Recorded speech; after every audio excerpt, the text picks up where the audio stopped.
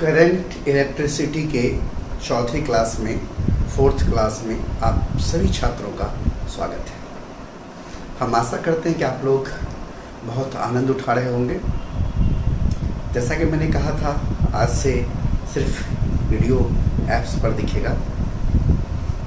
अभी हमने कल जो पढ़ाया था उसी से आगे एक क्वेश्चन लिख रखा है बोर्ड पर।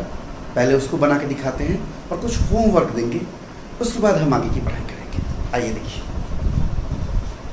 क्वेश्चन है calculate the total momentum of electrons in a straight wire of copper of length 1 metre carrying a current of 16 ampere. और देखिए क्या क्या डाटा दिया हुआ है। हमें मोमेंटम यानी P जानना है। स्ट्रेट वायर कॉपर का है जिसका लेंथ आपको 1 मीटर दिया हुआ है और करंट जो है I का मान 16 एम्पीयर। हम जानते हैं V है। P जानने के लिए हमें क्या चाहिए? Mass into velocity. P जानने के लिए क्या चाहिए? Mass into velocity. P momentum P बराबर होता है मास इनटू वेलोसिटी। यानी P इक्वल टू मास निकालेंगे। ध्यान दीजिएगा कैसे निकालेंगे। तो number of free electrons per unit volume, ये मैं निकालेगा number of free electrons per unit volume, और उसको गुना कर दें वॉल्यूम से, तो क्या बचेगा? कुल इलेक्ट्रॉन की संख्या into mass of one electron. Mass of electron, तो ये ध्यान दीजिएगा, मास ऑफ वन इलेक्ट्रॉन लिख देता हूं। 1 इलेक्ट्रॉन इतना जो है वो हमें मास निकला आई टू देखिए नंबर ऑफ इलेक्ट्रॉन को हम लोग n से लिखते हैं। n इस चीज को n से लिखते हैं इनटू वॉल्यूम। मान लीजिए कि कंडक्टर का एरिया A है और लेंथ L है। मैं कहीं यहाँ दिखा देता हूँ। कंडक्टर का एरिया मान लीजिए A है और लेंथ L है, हालांकि लेंथ दिया हुआ है हमें L, तो वॉल्यूम क्या हो जाएगा? A into. ध्यान दीजिएगा number of free electrons per unit volume n है इंटू A इंटू L यानी volume into mass one electron. Electron का मास m ही लिख देता हूँ, बाद इसका मान पुट कर लूंगा इंटू वेलोसिटी। अब गौर से देखिए n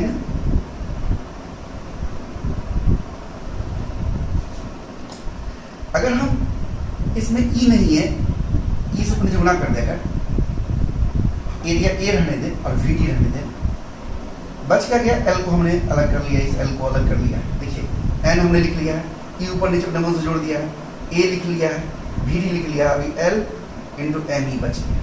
और NEAVD ऊपर वाला जो देखिए, तो ऊपर वाला जो है NEAVD तो करंट I होता है। P इक्वल टू क्या हो गया? Current I by E into L into mass of electron. मान डाल दीजिए, I का मान कितना है हमको? 16 एम्पीयर। हमने E ऊपर नीचे क्यों गुना किया? ताकि NEAVD बन करके ये करंट I बन जाए, इसीलिए हमने ऐसा किया। अब आप यहां देखिए, तो I का मान 16 है, E का मान 1.6 into 10 to power minus 19 coulomb है। हमने E का मान डाल लिया। लेंथ 1 मीटर है, लेंथ 1 मीटर, और मास ऑफ इलेक्ट्रॉन m ही मतलब मास ऑफ इलेक्ट्रॉन होता है 9.1 इंटू 10 पावर माइनस 31 kg। आप जानते होंगे, इसे काट दिए 10 वाले में कट जाएगा, और इधर 10 से मल्टीप्लाई करेगा और 91 हो जाएगा, और ये 10 टू पावर 19 को ऊपर ले जाइए, प्लस हो जाएगा 10 टू पावर माइनस 31 प्लस 19 कितना हो जाएगा? 91 इंटू 19 20 10 30 11 12 10 पावर माइनस 12। अगर हम 9.1 कर देंगे तो एक और कम हो जाएगा, इतना kg मीटर पर सेकेंड। गौर से देखिए, कहीं पर कोई दिक्कत तो समझने में तो, और होमवर्क में कुछ नोट कर लिया जाए। ये हम होमवर्क दे रहे हैं। एम करीम का बुक में पेज नंबर हमारा 439 है, इसमें 1 to last question number 1 to last पूरा आपको बनाना ही होमवर्क है। और जो नहीं बनेगा वो आप मेरे व्हाट्सएप नंबर 9234761089 पर पूछेगा। हम कोशिश करेंगे अगली क्लास में बोर्ड पर बताऊं, या नहीं तो व्हाट्सएप पर बनाकर सेंड कर दूं। ओके, इसे आप नोट करिए। अब हम लोग ओम्स लॉ पढ़ेंगे आज।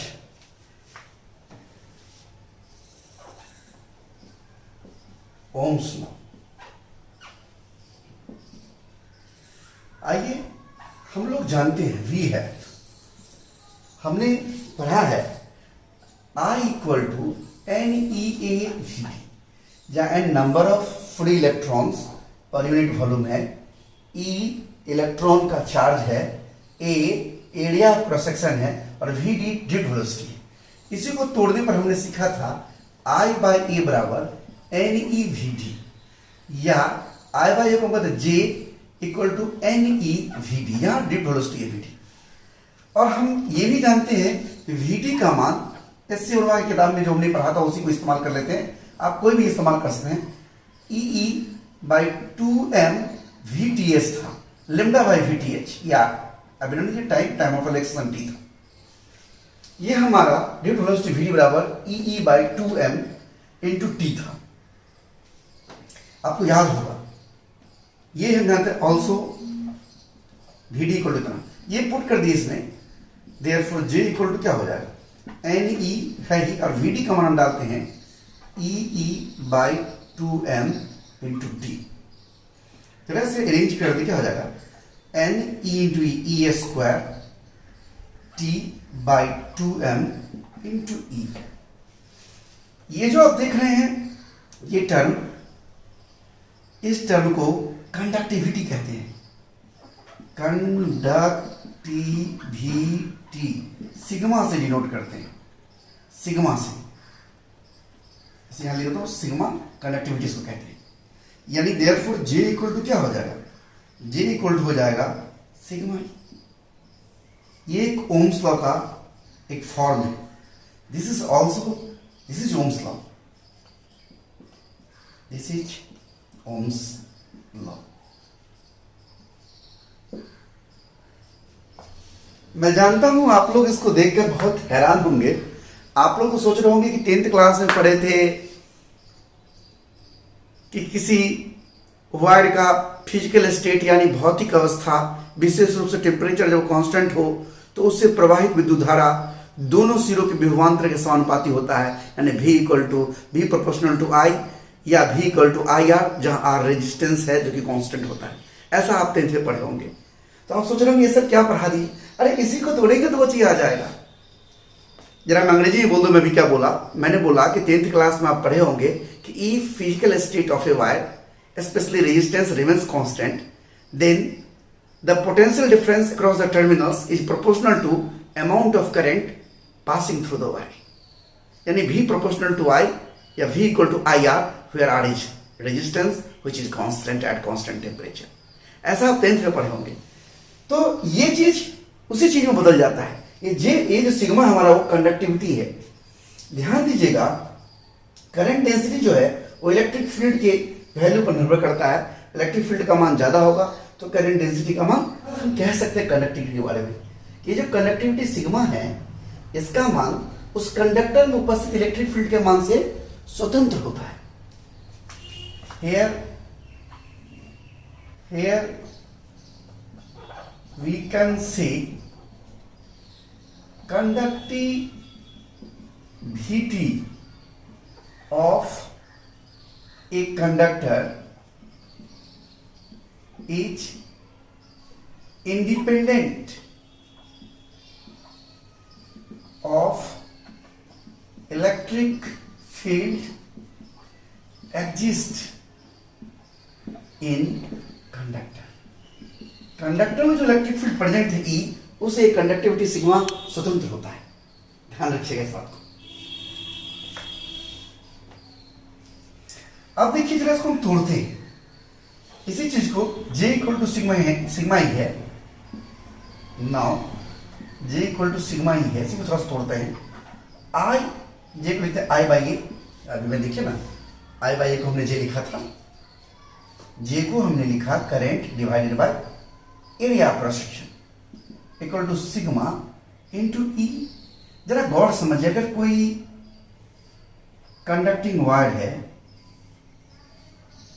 जिसका क्रॉस सेक्शनल एरिया ए हो, लेंथ एल हो, उसमें इलेक्ट्रिक फील्ड ई अप्लाई किया गया हो, तो पोटेंशियल डिफरेंस जो होगा, पोटेंशियल डिफरेंस वो होता है, ध्यान दीजिएगा, हम आपको पहले से आप जानते हैं कि इलेक्ट्रिक फील्ड ई बराबर होता है potential difference divided by length, यानी पोटेंशियल डिफरेंस पीडी मतलब पोटेंशियल डिफरेंस, जिसे हम भी कहते हैं, वो क्या होगा ई आई इंटू लेंथ, यानी पोटेंशियल डिफरेंस भी इक्वल टू, जो हम भी लिख रहे हैं, ई आई इंटू लेंथ। यहां से हम कह सकते हैं कि ई बराबर भी बाई एल, ई बराबर भी बाई एल। अगर हम ये मान इसमें डाल दें, पुट कर दें ई बराबर भी बाई एल, तो देखिए क्या हो जाएगा, I by A equal to sigma into E की जगह पर हम लिख देंगे भी बाई एल, या भी इक्वल टू क्या हो जाएगा L by A by sigma into I. देखिए हमने भी का मान निकाला है, तो ये आई है ही, एल ऊपर चला गया और सिग्मा नीचे आ गया ए के साथ, भी equal to L by A sigma I. अब देखिए 1 बाई सिग्मा, यानी सिग्मा मतलब क्या, सिग्मा मतलब क्या, कंडक्टिविटी, 1 बटा कंडक्टिविटी,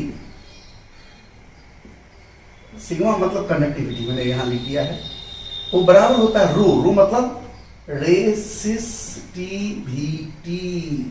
यानी कंडक्टिविटी उलट दीजिए, 1 बाय कर दिया मतलब 1 बाय कंडक्टिविटी, यानी कंडक्टिविटी का उल्टा रेसिस्टिविटी रो, यानी यहां पर 1 बाय सिग्मा का बराबर रो लिख सकते हैं हम, यानी भी equal to L by A into rho, rho ऊपर हो गया इंटू आई, या भी equal to R into I, where R equal to rho L by A है, जिसे हम रेसिस्टेंस कहते हैं। रो हमारा रेजिस्टिविटी है, रेसिस्टिविटी है, और ये आर हमारा रेजिस्टेंस है, भी इक्वल टू आर आई। अब ध्यान दीजिए, वास्तव में ये रो क्या है, एक्चुअली रो क्या है, रो है 1 बाई सिग्मा, यानी इस सिग्मा को उलट देंगे तो क्या हो जाएगा 2m बटा N E square into T. T क्या था, टाइम ऑफ रिलैक्सेशन, और टी का मान हमने पढ़ा था पिछले क्लास में, याद करिए 2m एन स्क्वायर, और टी, ये जो टी है वो लेमडा बाय VTH, जहां लेमडा मीन फ्री पाथ था, VTH थर्मल वेलोसिटी था। इसको उलट दीजिए तो क्या हो जाएगा, rho equal to 2m VTH, VT के ऊपर चला गया, बटा NE स्क्वायर लेमडा, ये हमारा रो है रेजिस्टिविटी। अब देखिए थर्मल वेलोसिटी तो टेम्परेचर की वजह से होता है, हम आपको बता चुके हैं पिछले क्लास में कि हर बॉडी का कुछ ना कुछ टेम्परेचर होता है, उसके वजह से उसमें फ्री इलेक्ट्रॉन चलता है। तो थर्मल वेलोसिटी जो होता है इलेक्ट्रॉन का, वो टेम्परेचर की वजह से होता है।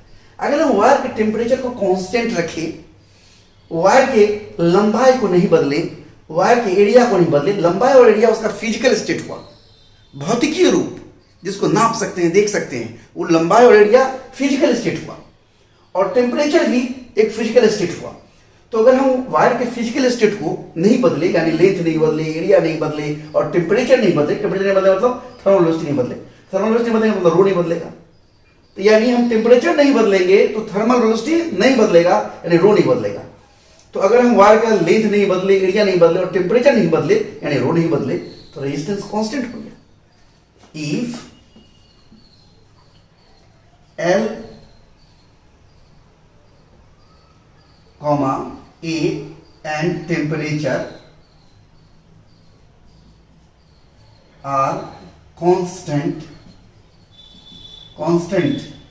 then R इक्वल टू क्या होगा, रेजिस्टेंस क्या होगा, कांस्टेंट होगा। रेजिस्टेंस जब कांस्टेंट हो जाएगा, देयरफॉर हम कह सकते हैं भी समानुपाती किसके होगा, आई के होगा। यही तो ओम्स लॉ पढ़े हैं 10वां में, दिस इज ओम्स लॉ। अगर आप क्लास बोर्ड में इस तरह से दिखाते हैं तो बहुत अच्छा इंप्रेशन मिलेगा, और नहीं तो उल्टा से लिखिएगा। मैं और बताता हूं, मेरे पास जगह नहीं है, आप नोट करिए पहले से। मैंने इधर बोर्ड साफ कर लिया है।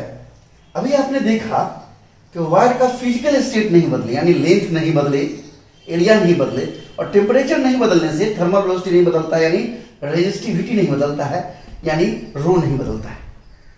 तो जब रो नहीं बदला, एल नहीं बदला, ए नहीं बदला, तो और क्या हो गया, कांस्टेंट। यानी हम कह सकते हैं 10 physical state of a wire, specially temperature, ये मैं यहां पर टेम्परेचर पर इसलिए जोड़ दे रहा हूं कि टेम्परेचर नहीं बदलेगा, टेम्परेचर नहीं बदलेगा तो थर्मल वेलोसिटी नहीं बदलेगा, तो रेजिस्टिविटी नहीं बदलेगा। Temperature remains constant, then potential difference across the terminal of wire is proportional, जगह नहीं है लिखता हूं, is proportional to amount of current passes through it। तो 10वां क्लास में ऐसा क्यों बोलते हैं हम कि इस 10 मतलब इस प्रकार 10 physical state of a wire, किसी वायर का भौतिक अवस्था, स्पेशली टेम्परेचर में विशेष रूप से तापमान, रिमेन्स कांस्टेंट नहीं बदले, तो विभवांतर पोटेंशियल डिफरेंस मतलब विभवांतर अक्रॉस द टर्मिनल्स, यानी दोनों छोर के क्रॉस, ऑफ ए वायर कर दीजिए, ऑफ ए वायर, किसी वायर का, इज प्रोपोर्शनल टू, वो समानुपाती होता है, amount of current passes through it, अर्थात V proportional to I, that is V proportional to I। ठीक है, या V इक्वल टू I, या फिर R क्या है, कांस्टेंट। अगर इसका ओम्स लॉ का ग्राफ खींचा जाए पोटेंशियल डिफरेंस और करंट के बीच में, ध्यान दीजिए V और I के बीच में, अच्छा रहेगा y एक्सिस पर V को दिखाते हैं, x एक्सिस पर I को दिखाते हैं, तो लगातार करंट बढ़ते जाएगा, पोटेंशियल डिफरेंस बढ़ते जाएगा, और यहां जो स्लोप होगा थीटा tan इनवर्स R जहां रेजिस्टेंस। इसका उल्टा अगर ऐसा ग्राफ खींचा जाए, यहां I और यहां V लिया जाए, इस केस में थीटा होगा tan इनवर्स 1/r, ये स्लोप जो इसका होगा 1/r। जैसे जैसे I बढ़ते जाएगा वैसे वैसे V बढ़ते जाएगा, ये स्ट्रेट लाइन होगा। y equal to mx, x पर हमने यहां I को दिखाया है, y एक्सिस पर हमने V दिखाया है, और m का मान है हमारा ये रेजिस्टेंस, ये स्लोप को बताता है, m स्लोप होता है, y equal to mx passing through origin. ये हमारा ओम्स लॉ है। अगर आप इस तरह से लिख पाए बहुत अच्छा है, नहीं लिख पाए तो पहले एग्जाम में ये स्टेटमेंट लिख दीजिएगा, V प्रोपोर्शनल टू I या V इक्वल टू IR लिख दीजिएगा, ये चित्र बना दीजिएगा, ये शॉर्ट आंसर में से होगी। पर हमने वो पूरा एक डिटेल उसके पीछे सोच बताया कि आखिर फिजिकल स्टेट नहीं बदलने से रेजिस्टेंस कांस्टेंट कैसे हो जाता है, हमने उसको यहाँ पर समझाने का प्रयास किया कि R बराबर रो एल बाई कांस्टेंट कैसे हो गया फिजिकल स्टेट नहीं बदलने से। तो फिजिकल स्टेट नहीं बदलना मतलब लेंथ नहीं बदलना, एरिया नहीं बदलना, और टेम्परेचर नहीं बदलना, और टेम्परेचर नहीं बदलने से रो कांस्टेंट हो गया, क्योंकि मास ऑफ इलेक्ट्रॉन है वो तो फिक्स होता है। नंबर ऑफ फ्री इलेक्ट्रॉन पर वॉल्यूम वो किसी मटेरियल के लिए फिक्स होता है, इलेक्ट्रॉनिक चार्ज है, अमीन परिपात, ये सब फिक्स होता है। ओके, नोट कर लीजिए। तो आइए अब हम एक बार इसमें बहुत सारी छोटी छोटी बातें ऑब्जेक्टिव सब सीखने वाला था, उसको थोड़ा समराइज कर लेते हैं।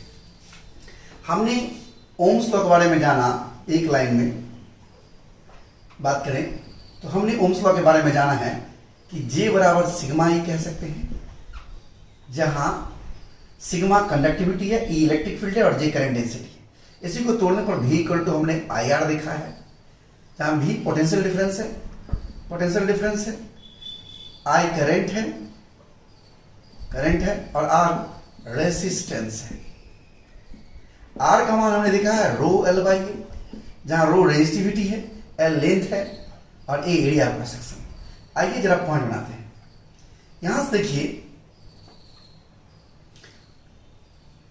तो सबसे पहले हम शुरू करते हैं यहां से, पहला point V equal to I R, तो R इक्वल टू क्या होगा V बाई आई, यानी SI यूनिट ऑफ रेसिस्टेंस क्या होगा, गौर से देखिए। पोटेंशियल क्या होता है, work done per unit charge. Potential difference यानी पोटेंशियल है, आप इलेक्ट्रोस्टैटिक्स में पढ़े होंगे। अगर आप इलेक्ट्रोस्टैटिक्स का लेक्चर हमारा नहीं देखे हैं तो इलेक्ट्रोस्टैटिक्स का लेक्चर देखिए। तो ये work done per unit charge होता है। ये भी क्या है, ये हमारा वर्क बटा चार्ज, और करंट क्या है, चार्ज बटा टाइम। यानी सबको अरेंज करके जरा लिखा जाए तो वर्क का क्या होगा, जूल, और चार्ज और बट्टा में आ जाएगा, ये टाइम बट जाएगा, ये टाइम बट जाएगा क्या होगा, सेकेंड, और चार्ज गुना चार्ज, ये चार्ज नीचे आएगा, charge square in coulomb square, joule second coulomb square. इसी को बोलते हैं हम लोग ओम, OHM ओम, और सिंबल इसका है ऐसे ओम, जूल सेकेंड पर कूलम्ब स्क्वायर, इसी को बोलते हैं ओम। डायमेंशनल फॉर्मूला क्या होगा रेजिस्टेंस का, डायमेंशनल फॉर्मूला ऑफ रेसिस्टेंस क्या होगा, तो जूल सेकेंड पर कूलम्ब स्क्वायर। तो जूल का क्या होगा, वर्क का होता है ml square t minus 2, joule का हो गया इंटू सेकेंड, एक टी और आ गया गुना। कूलम्ब का क्या होता है it का स्क्वायर। सबको जरा अरेंज कर दीजिए, क्या हो जाएगा ml स्क्वायर, ये टी स्क्वायर ऊपर चला जाएगा तो टी माइनस 4 टी माइनस 3 हो जाएगा, और ये आई ऊपर जाएगा तो आई माइनस 2, ये हो गया ml स्क्वायर, देखिए बोला मैंने T minus 1, I T square ऊपर जाएगा तो टी माइनस 3, और आई स्क्वायर ऊपर जाएगा तो आई माइनस 2। ये हमारा, यानी हम रेजिस्टेंस का यूनिट जान चुके हैं इस रूप में, जो फेमस है हमारा ओम, वो जान चुके हैं। साथ ही साथ हम यहाँ पर उसका डायमेंशनल फॉर्मूला जान चुके हैं। आगे बढ़ते हैं थोड़ा सा, अब हम रो के बारे में देखते हैं। R equal to rho L by A है, यहां से rho equal to R A by L हुआ, इसीलिए ऐसा यूनिट ऑफ रेसिस्टिविटी क्या हो जाएगा, इसका ओम मीटर स्क्वायर बटा मीटर, ओम मीटर, देख रहे हैं आप।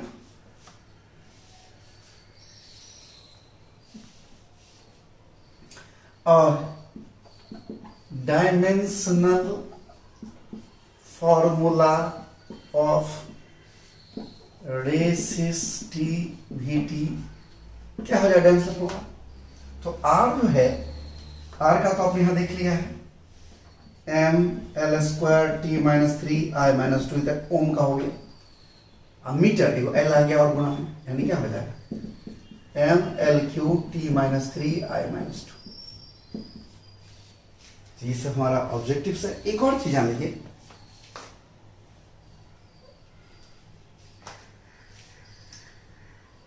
रेजिस्टेंस उल्टा कंडक्टेंस होता है। कंडक्टेंस जो होगा 1 बाय रेजिस्टेंस होगा, और रेजिस्टेंस का 1 बाय ओम होता है OHM। एक बटा उल्टा कर देंगे तो एक उल्टा हो जाता है, देखिए OHM रहेगा MHO, महू MHO महू बोलते हैं। कंडक्टेंस का। ओके, नोट कर लीजिए।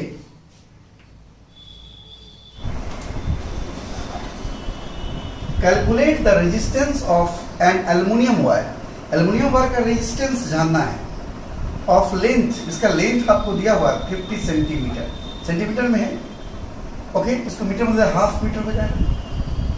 एंड क्रॉस सेक्शनल एरिया, और एरिया 2.0 मिलीमीटर, मिलीमीटर मतलब 10⁻³ मीटर, मिलीमीटर का स्क्वायर है, square. The resistivity of aluminium is, rho का मान आपको दिया हुआ है 2.6 × 10⁻⁸ ओम मीटर। तो रेजिस्टेंस के लिए फॉर्मूला क्या होता है? रो L/A। तो रो का मान आपको 2.6 × 10⁻⁸ ओम मीटर है।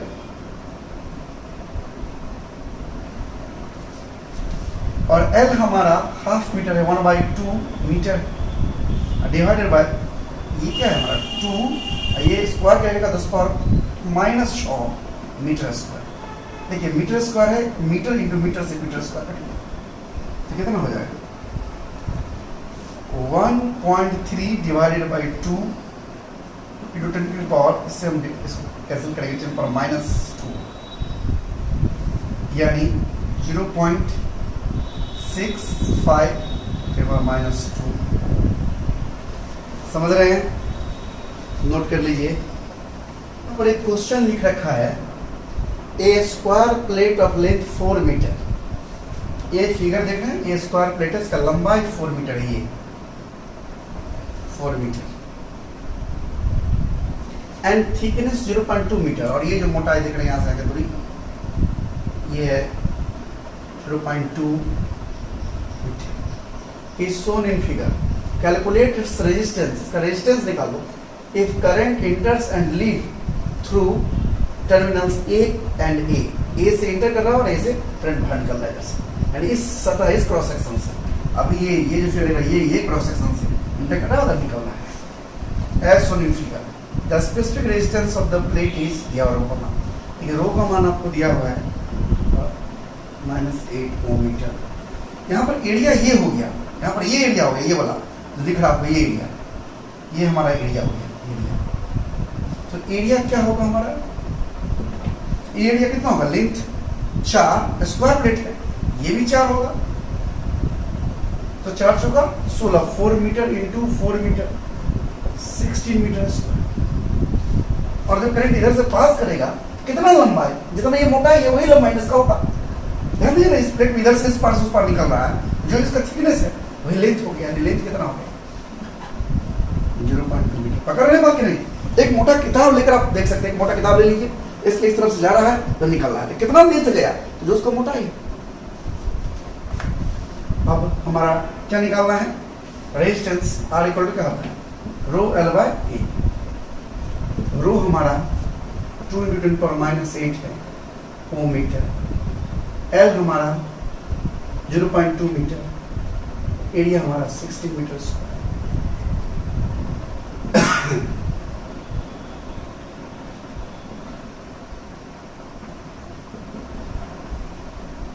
सॉल्व कर लीजिए, इतना हो। अगर इसी क्वेश्चन में पूछता, बताइए BB डैश, कहता in above question find resistance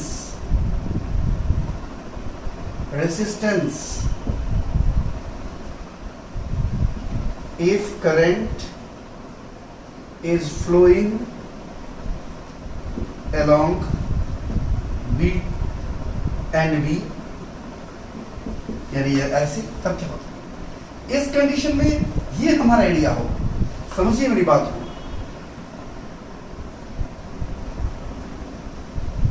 इस कंडीशन में हमारा एरिया ये होगा। पकड़ रहे हैं बात? ये एरिया होगा। ये एरिया कितना होगा? ये एरिया हमारा होगा। एरिया कितना हो जाएगा हमारा? ये लंबा है और ये चौड़ा है। ये तो 0.4, ये बड़ा कितना? 4 मीटर है।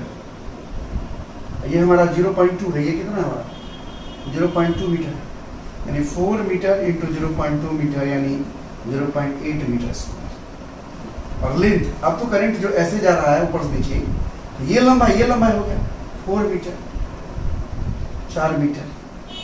ये लेंथ हो गया 4 मीटर। और रो तो आपको दिया ही हुआ है यहाँ 2 × 24 -8 ओम मीटर। यहाँ से लगा दीजिएगा R = rho L by A, सब करते आ जाएगा। समझ रहे हैं? यहीं तक रखते हैं। और आप लोग होमवर्क जो हमने दिया है उसको बनाइएगा, पूछिएगा। हमारा व्हाट्सएप नंबर हमने बता ही दिया है। ओके।